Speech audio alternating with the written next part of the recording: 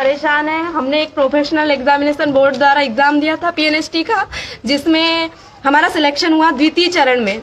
हाँ, 3 मंथ पहले एक फर्स्ट राउंड की काउंसलिंग हुई थी जिसमें रोस्टर नियम का पालन हुआ था, और सेकेंड राउंड की काउंसलिंग हुई, उसमें मेरिट के अनुसार हमको सिलेक्शन दिया गया। हम यहाँ पर आ गए, हमने अपने प्रशिक्षण केंद्र में पहुंचकर अपने सारे डॉक्यूमेंट्स ले आए, टीसी निकल कर आए, सारे डॉक्यूमेंट्स हमारी मैम के पास जमा है।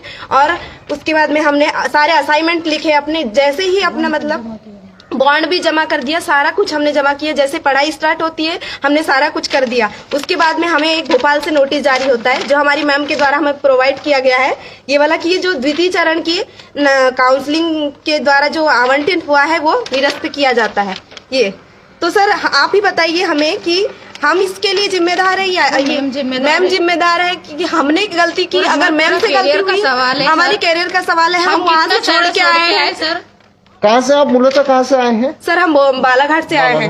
ये निरस्त करने का कारण क्या है? निरस्त करने का कारण ये बता रहे वो कि रोस्टर नियम का पालन नहीं किया गया, लेकिन रोस्टर नियम का पालन 10वीं नियमावली में लिखा हुआ है कि जो प्रथम चरण के आवंटन के पश्चात जो भी सीटें रिक्त रहती है वो मेरिट के अनुसार ही फिल होगी, और हम मेरिट के अनुसार ही आए हैं। अब ओबीसी है सारे, तो हम क्या कर सकते हैं? ये आपको कब दिया गया है? ये हमको रात में आज दिया गया है, हमने मांगा मैम से तब दिया गया है, और रात में हमको ये न्यूज पता चली कि आप अपने पेरेंट्स को बुला के घर जा सकते हैं। सर हम क्या करें ये बताइए आप हमको। सर हमारा इसमें नाम है, हमारा सब कुछ है, हम क्या करें? हम क्या कर सकते हैं सर? उसमें सरकार से गलती हुई या तो एक ही ऑप्शन है, या तो कोई सुसाइड कर लेगा या तो फिर कोई मेंटली डिप्रेस्ड हो जाएगा। आपको यह दिया गया तो आपने आपकी बात मैम को या आपके प्रिंसिपल को या कलेक्टर को कहीं रखी है? सर हमने कलेक्टर ऑफिस में जाने की मांग की थी मैम से, तो मैम ने मना कर दिया। मैम ने नहीं जाने। आपके मैम का?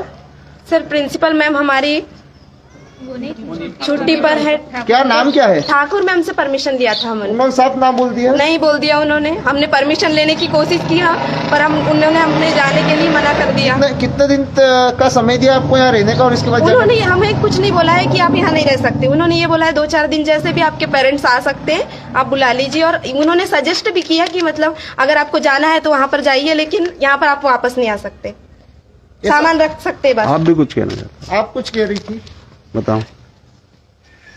हम सब बहुत दूर दूर से आए हैं, कोई बालाघाट से आए, कोई बैतूल से, कोई देवास से, इतनी दूर दूर से हम आए हैं। और अपनी कंटिन्यू जो हमारी पढ़ाई चल रही थी उसको छोड़कर हम लोग आए। वहाँ भी हमने फीस जमा कर दी थी, 1 लाख फीस वहाँ जमा की, और वहाँ सब कुछ छोड़कर हम फिर यहाँ पर आए, सारे डॉक्यूमेंट बनवाए, और फिर अब ये कहते हैं कि आपका निरस्त किया जाता है। अब आपकी क्या मांग है, क्या चाह रहे हैं? सर हम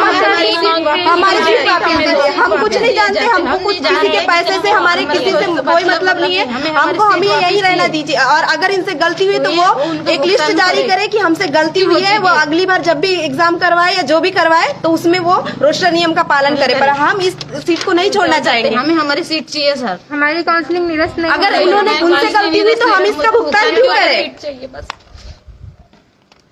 नारे लगाए जाते हैं कि एक तरफ बेटी बचाओ बेटी पढ़ाओ, हमको भगाया जा रहा है यहाँ से।